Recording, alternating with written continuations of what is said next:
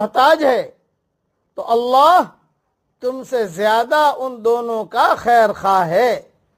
فَلَا تَتَّبِعُوا الْهَوَىٰ أَن تَعْدِلُوا، پس تم خواہش کی پیروی نہ کرو کہ حق سے ہٹ جاؤ۔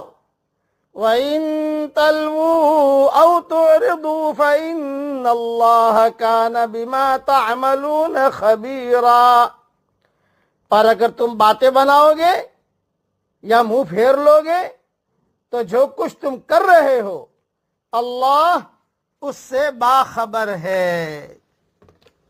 اس کی تشریح سن لیجئے۔ جس طرح اللہ جل جلالہ عم نوالہ نے اس میں اہل ایمان کو عدل اور انصاف قائم کرنے اور حق کے مطابق گواہی دینے کی تاکید فرمائی ہے،